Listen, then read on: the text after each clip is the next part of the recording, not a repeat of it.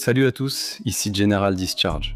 Dans la vidéo d'aujourd'hui, nous allons parler des riverains de la marine des États-Unis. Les riverains de la marine sont considérés comme des marins opérant en eau intérieure et littorale, qui patrouillent à bord de petites embarcations, menant des opérations de sécurité maritime et de coopération en matière de sécurité dans les zones d'opération fluviales ou d'autres zones appropriées. Vous vous demandez, les SWICS ne font-ils pas la même chose? Quelle différence avec les riverains? Rassurez-vous, nous allons traiter ce sujet dans cette vidéo pour mieux vous éclairer sur les deux. Les riverains de la marine faisaient partie des escadrons côtiers et fluviaux, mais la marine a tout restructuré dans ce département, et maintenant il relève d'une entité plus grande, appelée Force de sécurité expéditionnaire maritime, ou MESF en abrégé. Bien qu'ils ne soient plus officiellement appelés riverains, nous continuerons à les nommer ainsi dans cette vidéo pour simplifier. Si vous voulez en savoir plus sur ce que sont les riverains de la marine, ce qu'ils font, leurs capacités, leur formation, leurs exigences et bien plus encore, installez-vous confortablement, détendez-vous et profitez de la vidéo.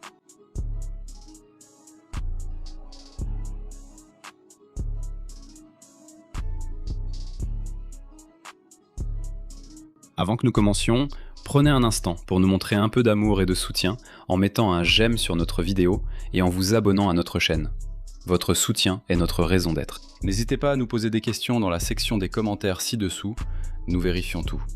Les unités fluviales de la marine assurent la sécurité maritime à chaque phase des opérations militaires, protégeant les actifs de valeur, infrastructures maritimes critiques, ports et havres, aussi bien à l'intérieur des terres que sur les voies côtières. Cela inclut des exercices, l'assistance aux forces de sécurité et l'échange de personnel. Ils sont capables de mener des opérations 24 heures sur 24, quelles que soient les conditions météorologiques et les climats. Les unités fluviales de la marine remplissent leur mission sur le marque. Les patrouilleurs 6, qui sont des bateaux de 84 pieds, peuvent effectuer des missions telles que la patrouille dans les zones peu profondes, les opérations de visite et de saisie, l'escorte de navires de grande valeur et d'unités de la flotte dans les ports étrangers, ainsi que le soutien aux forces d'opération spéciales. Ils peuvent être équipés de 2 systèmes d'armes Mark 50 de 25 mm, stabilisés, télécommandés et guidés optiquement, de 2 systèmes d'armes Mark 38 Mode 2 de 25 mm, ainsi que de 2 mitrailleuses de 12,7 mm servies par l'équipage. Malgré son nom, il ne s'agit pas d'un successeur du bateau Mark V utilisé par les SWICS. Et maintenant que nous sommes de retour sur le sujet des SWICS, parlons des différences entre ces deux entités. Les SWICS font partie des forces spéciales navales, sont considérés comme une force d'appui et constituent une spécialité spécifique dans la marine. Les riverains, ou plus exactement le MESF, sont une unité et ne sont pas considérés comme des forces spéciales. Ils dépendent plutôt du Navy Expeditionary Combat Command.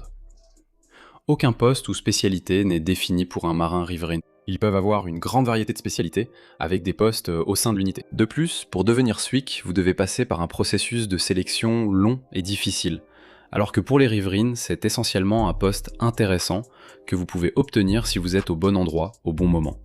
Et nous ne saurions trop insister là-dessus. Rejoindre les riverains est une excellente opportunité pour de nombreux marins qui veulent faire quelque chose de plus dans la marine, mais qui n'ont aucune envie de servir dans la NSW ou la NSL. Les marins, engagés ou officiers, peuvent servir dans une unité riveraine. Pour les engagés, vous pouvez être BM, CM, EM, EN, EO, ET, GM, IS, IT, LS, MA, OS, PS, QM ou YN. Ça fait beaucoup d'acronymes. Quant aux officiers, les spécialités d'officiers vont des SLO à la logistique, à l'aviation, au renseignement et aux spécialistes de l'information. Les officiers ont une opportunité unique de servir comme leader dans ces unités. Pour souligner cela, être riverain est un poste, pas une carrière à long terme. Le personnel reste en général 3 ans, ici, avant de rejoindre d'autres postes dans la marine. Même si l'on peut avoir plusieurs affectations dans une unité riveraine, cela restera le plus souvent une seule affectation. Puisqu'il n'y a pas de sélection pour intégrer cette unité, quelle formation doit-on suivre? L'école que vous intégrerez et le parcours pour rejoindre l'unité s'appelle Expeditionary Combat Skills, ou ECS. L'ECS est un cours de 4 semaines à Gulfport, Mississippi, où vous apprendrez les bases du combat terrestre, comme l'orientation terrestre, la familiarisation avec les armes à feu, et la mer enseignable. Une formation complémentaire pour améliorer vos compétences de marin expéditionnaire sera proposée à votre arrivée en unité. Après un certain temps passé là-bas, une fois votre spécialité maîtrisée et après avoir été envoyé en formation, vous pourrez obtenir l'insigne expéditionnaire, qui ressemble à ceci. Cet insigne n'est pas propre aux unités fluviales, Mais comme cette unité relève du NEC, vous pourrez l'obtenir. En ce qui concerne les exigences physiques, les candidats doivent réussir 3 évaluations consécutives de conditions physiques et un test de nageur de 2e classe. Puisque les fonctions de marin fluvial sont considérées comme physiquement ardues, les marins devant opérer dans des environnements austères, porter des gilets pare-balles lourds et transporter des armes. Les personnes souffrant de douleurs chroniques au dos, épaules ou genoux ne seront pas retenues. Si vous êtes marin en bonne santé, capable de réussir votre PFA, sans mauvais dossier et avec une spécialité admissible, vous devriez obtenir un poste ici sans problème. N'oubliez pas, les opportunités pour cela dépendront du fait d'être au bon endroit, au bon moment. Et voilà, vous avez maintenant une bonne vue d'ensemble des riveraines de la marine, ou plus exactement des forces de sécurité expéditionnaires maritimes. Si vous voulez en savoir plus sur d'autres domaines de carrière dans la marine, nous avons réalisé de nombreuses vidéos à ce sujet. À l'écran, vous voyez toutes celles que nous avons faites jusqu'à présent. Il y aura une playlist dans la description pour les retrouver. Voilà l'essentiel sur les riveraines de la marine américaine. Si cette vidéo vous a appris quelque chose, laissez-nous un like et abonnez-vous à notre chaîne. Comme toujours, merci de regarder. Est-ce que vous voulez vraiment être ici? Un grand merci à tous nos membres YouTube et à nos mécènes sur Patreon. Merci à vous tous d'avoir fait un pas de plus pour soutenir notre chaîne. C'est vraiment très apprécié.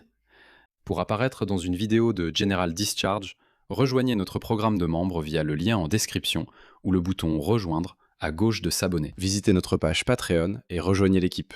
Voici Nick Nausea. Tous tes amis s'abonnent à General Discharge. Et toi, tu n'as même pas envie d'être ici.